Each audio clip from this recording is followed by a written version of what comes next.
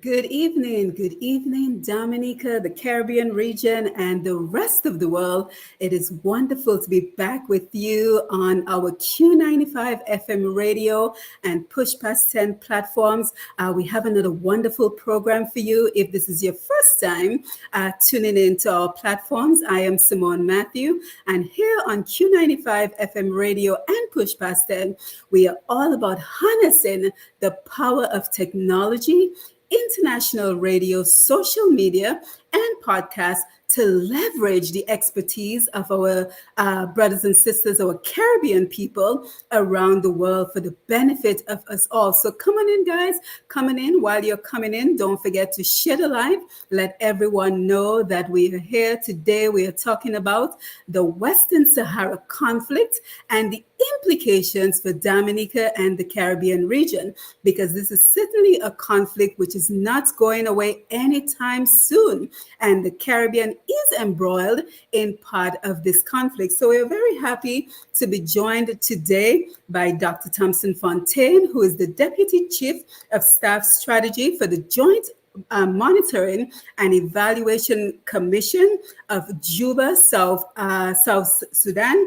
And we are also joined by Mr. Crispin Gregoire, who is the former UN ambassador for Dominica. So let us welcome them to the program as we get the conversation started. So, Dr. Fontaine, Ambassador Gregoire, welcome to the program. Since this is going to be a program with a regional and international focus, it would be great if you can introduce yourself to the audience. So we'll start with you, Dr. Fontaine. Yes, well, Simon, good evening to you, Dr. Matthew and Crispin. It is my pleasure to be with you on Push Past 10 and to discuss this very important subject. Of course, I am the political leader of the largest political party in Dominica, the United Workers' Party, and I'm currently engaged as well as an international consultant working in South Sudan. So it's a pleasure to discuss a topic that is really close to my heart. Just having returned about 2 weeks ago from the Western Sahara region, from that region. And so I'm looking forward to that discussion tonight. Yes, thank you for being here. Ambassador Gregoire, introduce yourself, please. Yes, Simone, Dr. Matthew, thank you very much for having me on Push Past 10. It's really an honor to be on your program. And Dr. Fontaine, greetings. And we're really pleased to be here to talk about Western Sahara. Yes, excellent. So I know that both of you recently had a trip to that particular region. And of course, we want to talk about the reason for that trip, the implications for that trip. But before we start unpacking all this information, let us just kind of take a look back at the history of that particular conflict in Western Sahara. So Ambassador Gregor, just kind of tell us, how did that particular region of the world first become of interest to us in the Caribbean region? Right. Well, the first thing I should say is that Western Sahara remains the last colony in Africa that has not gotten its political independence. And you know, Western Sahara before 1975 was called Spanish Sahara because it was one of the two countries in Africa that were colonized by Spain. And the reason why we have a conflict today is that Spain, as the colonial power, did not ever complete their decolonization obligations. And that's very important for people to understand. Just like in the Caribbean, most of the Caribbean community countries in the CARICOM, which were former British colonies, the British negotiated with them and handed them their independence. And the same thing happened in Africa with both the French countries, the English-speaking countries. Of course, the countries that were Portuguese-speaking had to fight for their independence, like Mozambique and Angola, and Namibia, which was German-speaking country. So we were in the 1960s, the era of decolonization. And all of these countries that were colonies got their independence. And Western Sahara was one of those countries that should have gotten their independence. And that is how the relationship between Western Sahara and the Caribbean is intertwined, because we were all colonies. That is how we came to be part, having kind of same background. They being a Spanish colony, we being British. Um, so in December of 1966, the UN recognized the inalienable right to self-determination of the people of what was then Spanish Sahara. So that's where it began. The UN recognized that all the countries of Africa should be independent, former colonies, and then Western Sahara being a Spanish colony. The UN called on Spain to complete its decolonization obligations. They didn't. And in 1975, the Spanish government, under a military regime of General Franco, they packed up and left. And the Moroccans and the Mauritanians, the two neighboring countries, moved in with their troops, claiming that country. Then in 1975, the International Court of Justice rejected the notion of any tie of territorial sovereignty between Western Sahara and Morocco and Mauritania. And Mauritania pulled out, but the Moroccans have remained there, and they have become the occupying power. So that, in a nutshell, is that how we came to be connected. Yes. The other thing, yes. The other thing I should say, Dr. Matthew, is that when I have been involved in this left-wing politics going back to when I was 16 years old. And I was part of the movement for New Dominica. And that time, we're talking about 1973, the movement for New Dominica was in full support of independence for Western Sahara. That's where I learned about Western Sahara, in the movement for New Dominica in 1973.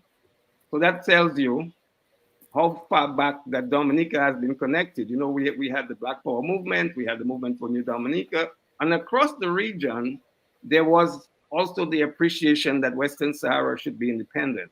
And as we speak further, I'll mention which is the first country that recognized that struggle. That was Grenada under Maurice Bishop, and Dominica under Prime Minister Oliver Serafin in 1979. That's how we've been connected. But all of the CARICOM countries supported the independence of Western Sahara up till 2010. And we can talk about 2010 later. Yeah, excellent. And Dr. Fountain, anything else you want to add to what Ambassador just said? Yes, certainly. In terms of when and how we got connected, Dominica, as early as 1979, under the leadership of O.J. Serafin, recognized the independence of Western Sahara because Western Sahara is in 1976, 1975 that issue started, and that's when the struggle for independence started, and a number of countries around the world began to recognize them as a sovereign country. And Dominica was the second country to do so after Grenada, Maurice Bishop being the first, then Dominica, and it was followed by Cuba. So Dominica has been for a long time. Personally, for me, I remember it from history because there was a lot of discussion in the late 70s, early 80s about the Polisario Front. And that's why I remember that particular conflict. And just being a keen student of history, I learned about the struggle of the Sahrawi people, for independence. So it is something that has been a long time for me, and then getting an opportunity now to be involved in the way that we are is truly an honor for me. Yeah, and we're certainly looking forward to finding out more about your recent engagement, your recent trip to the region, and the implications of that particular trip. But we talked about what transpired in the 70s and maybe even into the 80s. But let's kind of just move forward a little bit and provide us with some updates with what is going on in that region as of now. Yes. Well, this conflict has been going on for 50 years already. Mm-hmm. In 1991, the UN, in an attempt to address that conflict, um, the Security Council made a decision to have a UN peacekeeping mission there, with the goal of having a referendum on the independence of the Western Saharans. That was in 1991. Um, Immediately after the that was done, the conflict was going on, and there was a ceasefire, and then the UN troops came in, and they're there still. But the unfortunate thing is that they've not been able to do the referendum all of these years, and for the simple reason that Morocco had moved in hundreds of thousands of people into Western Sahara in 1975, soon after the International Court of Justice ruled that they had no historic tie or claim to that place. So they moved in thousands of their people, making it very difficult to identify who would participate in a referendum. And the Western Saharans have said very clearly that these Moroccans cannot participate in a referendum. And that's where things have broken down over the years. And the Moroccans have claimed it as their sovereign territory, and they are not willing to leave. And now they are talking about, well, since 2007, they are floating this idea. Rather than give self-determination to the people of Western Sahara, they are talking about giving them autonomy, which would not be given them in their independence. And that is where the problem arises with the Caribbean countries. Some of them have fallen for the Moroccan idea, and they are supporting Morocco. Now, I would say to them, and here's my problem with that, is that if the British had said to us, we're not giving you independence, we're giving you autonomy, how would we have felt? That is the question I would ask these politicians who are ruling, not just in Dominica, but in the 6 OECS countries, because these are the countries that support Morocco. And there's a reason for that. These are the 6 countries that are on the UN Special Committee for Decolonization. And Morocco wanted to ensure that these countries all support them. So they befriended them and told them, you can have good friendship with me, and I'll give you things like fertilizer, but you must not recognize the Western Saharans fight for their independence. And these countries have fallen for that. And for that, I think it's really egregious that they would do something like that, forgetting the struggle for colonial rule and the fact that we had to fight for independence. Mm-hmm. Yeah, and I think you raise a very important point regarding independence versus autonomy in terms of, being able to make your own decisions as an independent country. So there's a tremendous difference. So Dr. Thompson, I want to invite you into joining as well. But I also want to talk to you because one of the issues we believe is important to recognize is that Morocco now claims, 2/3 of the territory, and that is significantly impacting Western Sahara because there is a land mass along the coast, which is a primary source of fishing and prime real estate. That is an important aspect of this conversation. So can you elaborate on that a little bit more? Yes, part of the problem that Western Sahara is facing, and in fact, the majority of the people have been forced to leave, and those who remain, 2/3, as you rightly pointed out, 2/3 of the country is under Moroccan occupation. But worse, I think, is the fact that Morocco has also built a over 2,300-mile long, what they call a burn. It is made of sand. It's like a sand mountain or a sand hill that they built across, that divides the country, 2/3 that they control and 1/3 that is considered to be free.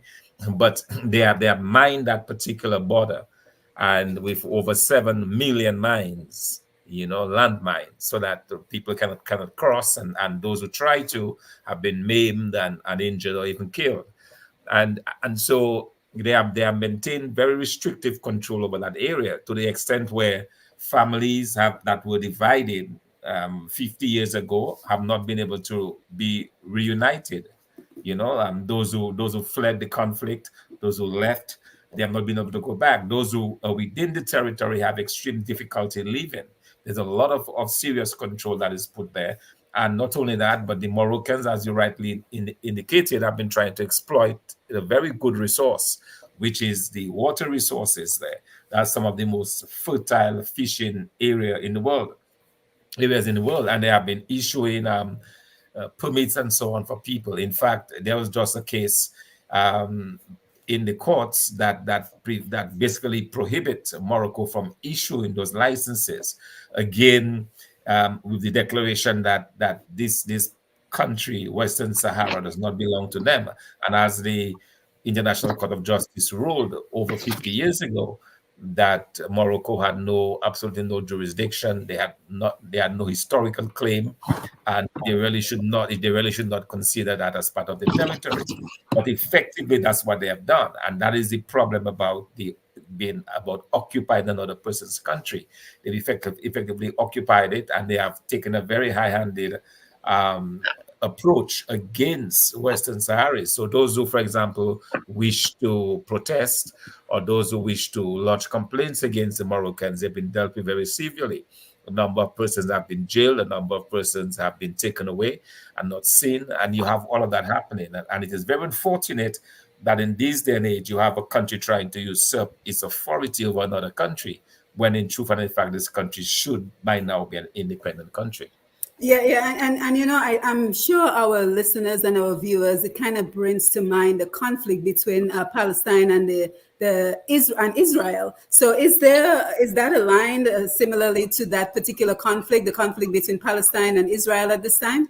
Yeah, absolutely. It's the same thing. It's the same conflict of occupation. It's the same idea that one country it has its hegemony over another country. It's exactly the same. In fact, the area, these two-thirds of control in Western Sahara, is referred to as the occupied territory.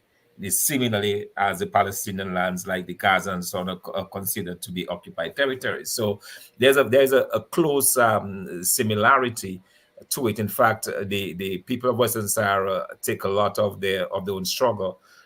They align very closely with the suffering and the pain of the Palestinians, which they're going through. Yeah, absolutely. And that's Ambassador. Yes. I should also add a connection that's important too, Dr. Matthew, and that is the Morocco did not have relations with Israel, but in the last months of the Trump administration, President Trump prevailed on Israel to recognize Morocco's claim to Western Sahara. And they did in exchange for having diplomatic relations, and so on. And we learned that Israel is supplying weapons that are being used against the Saharans now, especially drones, which has become a technology in this continuing conflict. And you know that, and Dr. Thompson Fontaine can talk about that, we are back at war. In fact, it was in 2021 that the Western Saharans decided to go back to war, and we can talk about that. Yeah, Dr. Fontaine, I think he passed the mic to you. Yeah, sure. Yeah, absolutely. In fact, as Crispin, stated, there was that peace agreement or ceasefire that was signed with the Moroccans, because after bloody conflict that lasted about 16 years in 1991. There was a ceasefire that was signed between Morocco and Western Sahara. And it was largely observed on the part of Western Sahara, but the Moroccans did not, because we actually saw landmines that were cleared out from the area that had the markings of 2021. So it means that they have been constantly involved. But however, the Western Saharas decided that after waiting all of those years, there's been no referendum. The United Nations seemed either unable or unwilling to do the referendum and for them to get the independence. They have decided that to resort back to conflict with Morocco in the hope that that will make a change. So the conflict has started. And in fact, as Crispin rightly pointed out, the Israelis have been supplying them with arms, including drones, that have been used against the Sahrawi people in the struggle against Morocco. Mm-hmm. Yeah, and I'm getting the sense that one of the things that we're very concerned about is the support of the Caribbean islands for Morocco in all of this. But before we talk about that, I also know that some of the islands are actually supporting Western Sahara. So let's talk a little bit more about that. For example, I know that Cuba has taken up a very important role in that region. So let's talk about the countries in the Caribbean that support Western Sahara. And then let's talk about why we should be concerned about the other islands that are siding with Morocco. Well, I could answer that. You know, in the 70s and late 60s, all the Caribbean countries who were independent, that's before the OECS states, supported the Western Sahara's right to self-determination. Then the 6 OECS states, Dominica, St. Kitts Nevis, Antigua Barbuda, St. Vincent and the Grenadines, St. Lucia and Grenada, they got their independence later. And Grenada actually was the first of the OECS countries to recognize Western Sahara's right to self-determination.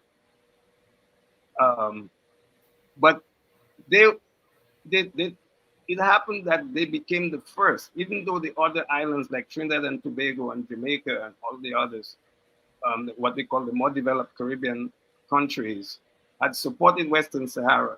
They were not as explicit in terms of signing a diplomatic accord. Grenada is the first one in the whole region to do that, followed by Dominica. Third, Cuba, and the rest fall in line after that, right? So now, as regards those islands, they all at the UN supported Western Sahara up to around 2010. What is very significant for, let's say, a country like Dominica? You know, we had the Prime Minister Eugenia Charles. She was a conservative. But I'll tell you, on that question, she was resolute. She was unwavering in her support. Rosie Douglas, of course, was the person who really pushed Oliver Serafin to recognize Western Sahara's right to self-determination. And Dr. Simone, we went on up till 2010. I remember my time at the UN. I was there for 8 years, from 2002 to 2010 as the permanent representative. And I wouldn't talk to the Moroccans. I said to them, look, you're an occupying power. Give them their independence. And until such time that you give them their independence, I won't recommend to my capital diplomatic relations with you. And they kept their distance. As soon as I was gone, my successor, Vince Henderson, Ambassador Vince Henderson, he said that he was befriended by the Moroccan ambassador.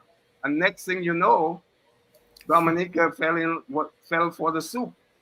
And Dominica was used to get the other countries on the decolonization committee. In fact, the Antiguans told me that they think they made a mistake because they thought they were getting a hotel too, like Dominica. We'll talk about that hotel. So Dominica told them, look, you'll get a hotel and you'll get fertilizer from Morocco, and just ditch the Western Saharans. And I remember clearly when Prime Minister Skerrit made a visit to Rabat to meet the king, King Mohammed, I think he's the second or the third, whatever he is. He made a statement that he had withdrawn recognition of the Western Saharans, the Polisario, which is the legitimate, legally representative of the Saharan people. And the UN does recognize that. So that is where we get a split in the CARICOM. So the OECS countries now are with Morocco. And the rest are with, well, let me not say the rest. I'll say that the majority of the rest, right? Because Suriname has been poached by the Moroccans, and Haiti in 2021 declared the intention to have a consulate in Western Sahara in the occupied territory. And Dominica, leading the OECS pact in 2020, in 2022, Prime Minister Skerrit makes a visit to Western Sahara, that's the occupied side of Western Sahara, to open a consulate for the OECS. So that tells you how much involved that these Caribbean states are now entrenched in that conflict, taking sides when they shouldn't be taking any sides. Yeah, Dr. Fountain, anything you want to add?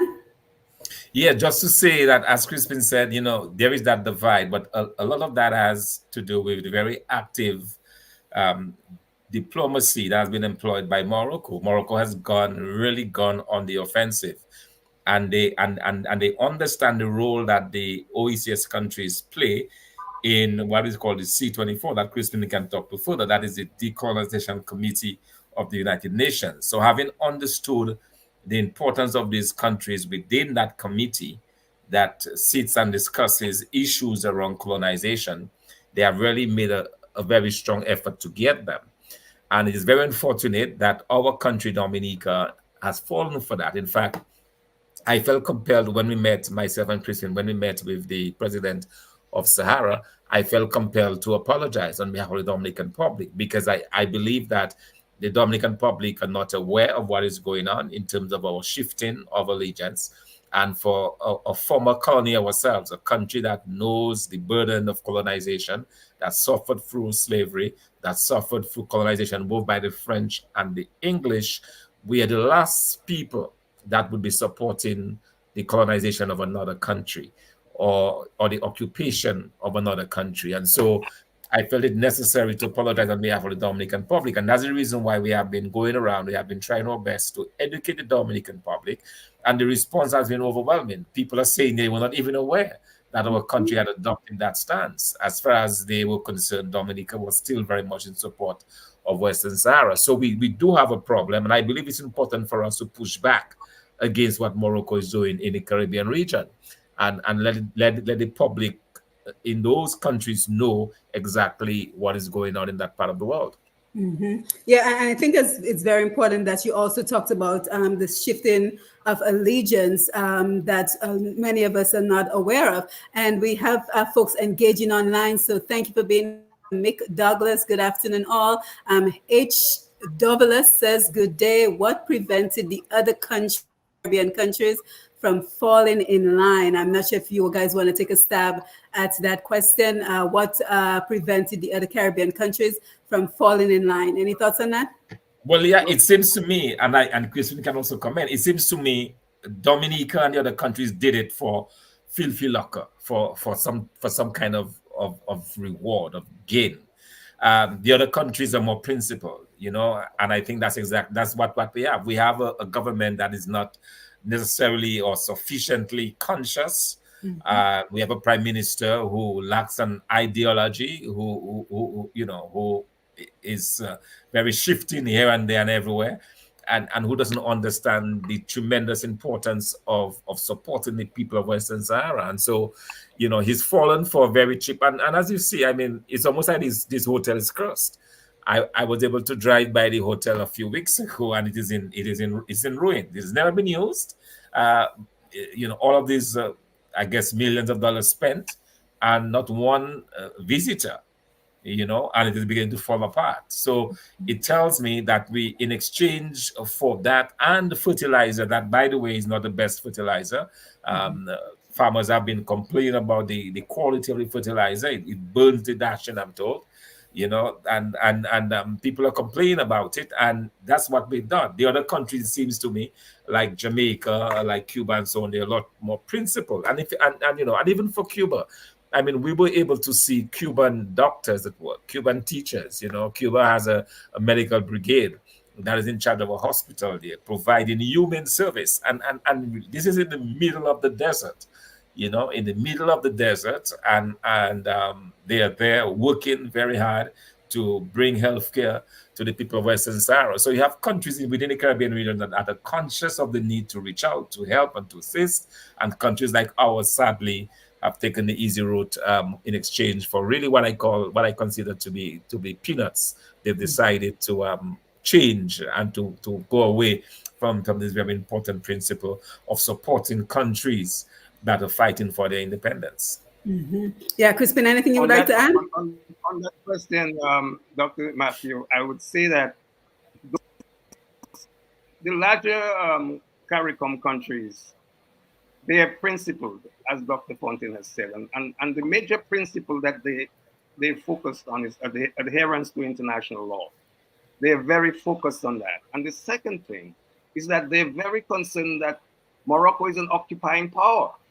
They don't want to be associated with an occupying power that is trampling on the rights of people who were colonial victims. Not at all. And the Moroccans know that. They know that they can't get the Jamaicans or the Guyanese or the Trinidad and Tobago people to withdraw recognition of the Saharan struggle. Now, the country of Belize has taken an interesting position, which I think is one I can work with. They have relations with both the Polisario and Morocco. They didn't say, look, we're going to establish, we're going to withdraw recognition of the Polisario, which they had first. They established relations with Morocco as well. And they said to Morocco, that's non-negotiable. That's not for negotiation. If you want to have diplomatic relations with us, you can, but we are not going to ditch our friends, the Polisario. Yes, And that and is we have a what Dominica and others have done.